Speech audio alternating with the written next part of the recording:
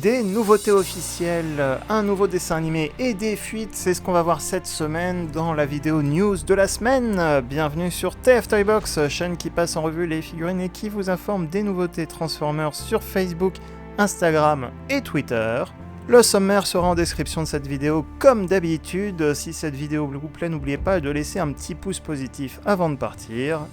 Et que vous soyez nouveau ou ancien, bienvenue à tous, on va enchaîner tout de suite avec les nouvelles de la semaine. La grosse nouvelle du mardi 9 novembre et une belle surprise, on a enfin les visuels des premières figurines 2022 de la gamme Studio Series, et notamment Studio Series inspiré du film Bumblebee Movie. Et on commence tout de suite par un Voyager Class Soundwave. Soundwave est un vaisseau spatial aérodynamique, c'est ce qu'on peut dire de son mode alternatif. En tout cas, le mode robot réplique parfaitement le Soundwave que l'on voit dans la scène d'ouverture du film. D'ailleurs, toutes les figurines qu'on va voir aujourd'hui sont inspirées des 2 premières minutes du film Bumblebee Movie. Soundwave est un Voyager Class, donc plus gros que le Soundwave Satellite ou Mercedes qu'on a eu précédemment en taille Deluxe dans la gamme Studio Series.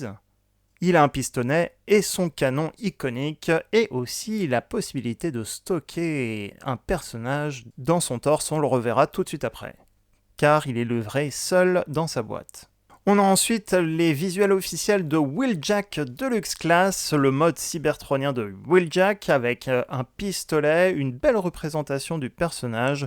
Je me le prendrai à coup sûr, on en a parlé dans la vidéo news de la semaine dernière car un prototype avait fuité.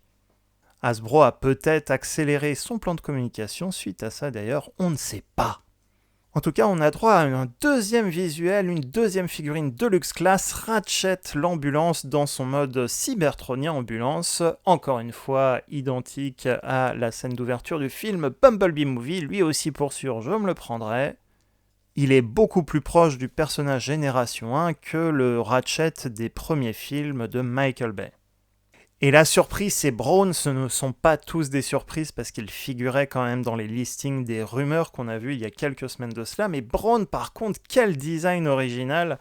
Un petit casque, il a l'air petit, il a l'air rond, j'ai envie de dire. C'est le mot qui me vient à l'esprit, surtout quand on voit son mode alternatif. Et un mode alternatif beaucoup plus original que le 4x4 habituel. Ici, une sorte de foreuse, si je ne m'abuse. Et on a droit au tout premier Core Class de la gamme Studio Series, donc des petites figurines autour de 15€, on espère que le prix sera maintenu. Ici, Core Class Shockwave, donc c'est le Shockwave du film Bumblebee, mais miniaturisé. Il ne s'agit pas de la version Dark of the Moon, même s'il a un super beau tank cybertronien, peut-être même mieux à mon goût que la version Dark of the Moon. On imagine que Hasbro fait comme la gamme Kingdom et Legacy, des personnages principaux à petite taille, mais quand même plutôt bien peints et articulés pour pouvoir mettre un Transformers à tous les prix dans toutes les poches.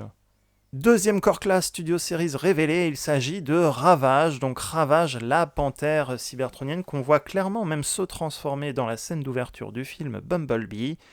Il se transforme en cube, donc c'est censé représenter une cassette ou un disque de données de Soundwave qui pourra se stocker dans le torse de Soundwave Voyager Class.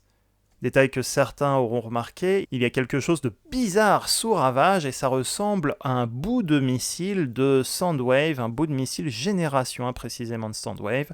Ça tombe bien puisque ce Soundwave semble avoir des armes qui ont des trous au bout et donc on pourra certainement mettre le missile au bout du lance-missile de Soundwave. Autre visuel proposé, on a l'image des packaging des boîtes de ces nouveaux Core Class. Il semblerait qu'il n'y ait plus de fenêtres plastiques et qu'Hasbro semble se séparer de plus en plus des bulles plastiques à l'intérieur des emballages. Belle photo en tout cas de Studio Series Ravage et Shockwave sur la boîte. Et vous, quelles figurines vous intéressent? Est-ce que vous comptez vous les procurer? N'hésitez pas à me le mettre en commentaire de cette vidéo. J'avoue que pour moi, je risque quand même de m'en procurer la grosse majorité. Une fuite, cette fois, qui est dans la même lignée que la fuite de Wheeljack la semaine dernière, où il y a 2 semaines, Deluxe Class Bumblebee, mode cybertronien du film Bumblebee Movie, une nouvelle version. a fuité sur une vidéo YouTube. Ce qu'on peut dire, c'est que c'est un repeint avec juste une nouvelle tête, la tête de Bumblebee classique sans le Battle Mask. Il s'agit de la même version mode véhicule de B-127 sortie cette année avec Dino. Et des couleurs un peu plus poussées, un peu plus assombries pour être plus proche du film, un peu à la premium finish. En tout cas, si vous voulez vous faire un avis sur le moule, j'avais passé en revue B-127 sur la chaîne, je vous remets le lien en haut à droite à ce moment de la vidéo, si vous voulez la consulter. On en parle souvent dans les numéros précédents, le Masterpiece Shuki, le premier Masterpiece combiner de 6 trains qui s'assemblent en robot. Cette semaine, Takara nous propose 3 photos du mode Shuki transformé en train, son mode alternatif, différents angles de vue sur ces photos du produit final. Avec pas mal de détails sculptés plutôt sympas et réalistes pour des trains qui sont des vrais trains sous licence, des trains japonais. Dans la série Les Fuites qui n'étaient pas prévues, un vendeur sur eBay a mis un listing de Tigatron réédition Beast Wars. Alors pour rappel, un listing avait fuité mais sans image officielle. Hasbro ne l'a toujours pas annoncé officiellement, mais on a des images HD, donc si c'est info, c'est quand même vachement bien fait. Des images de la figurine Deluxe Beast Wars Tigatron, une réédition de la figurine de 96, avec des couleurs plus proches de l'édition Takara. À l'époque, la version Hasbro avait la couleur blanche plutôt blanc cassé, alors que Takara avait fait une version comme celle-ci avec un blanc plus blanc que blanc. Les anciens comprendront.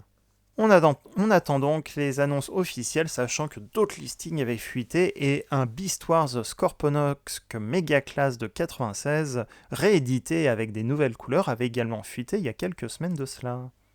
Dinobots Unite, la nouvelle saison Cyberverse, la saison 4 a été lancée tout d'abord sur YouTube. Alors il n'y aura que 2 épisodes de 44 minutes, mais c'est des bons gros épisodes et plutôt bien écrits.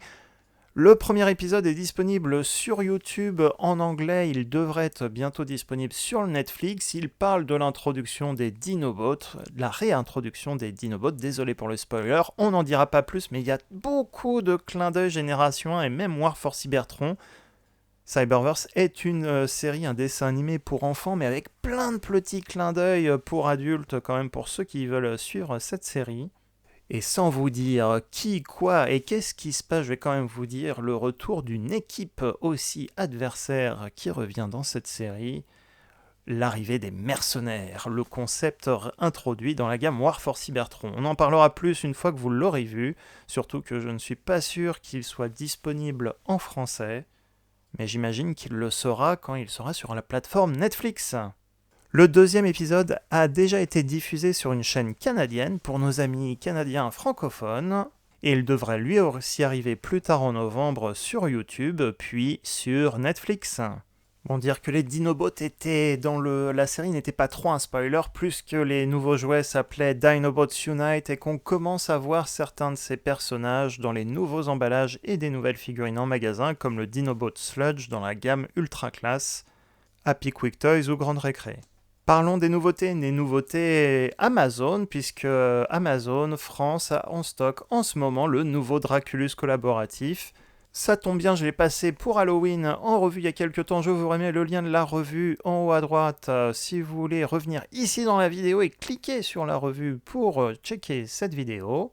Autre nouveauté qui est apparue sans précommande, mais directement en stock, l'exclusivité Amazon Battle Across Time, le deuxième pack qui complète la collection avec Sideswipe, mode terrestre et Maximal Scalwarp, l'aigle. Pour rappel, c'était une collection de 2 packs exclusifs à Amazon. Le premier pack était sorti et en précommande et disponible depuis septembre sur Amazon France. Le deuxième pack n'était jamais listé et apparaît tout simplement cette semaine en stock et même visiblement en promotion au moment de cette vidéo. On peut former un poster comme on le voit ici avec les 2 boîtes. Peut-être passerai-je le set en revue bientôt sur la chaîne. Mais j'avoue, il y a plein de figurines à vous montrer. Comme d'habitude, je vous mets les liens d'achat en description de cette vidéo. Si vous voulez les acheter, n'hésitez pas à utiliser ces liens, car si vous utilisez ces liens, ça aide un petit peu à soutenir la chaîne. Instant auto-promo également, la revue de la semaine et le Studio Series Sideswipe du film Revenge of the Fallen, donc la version concept car.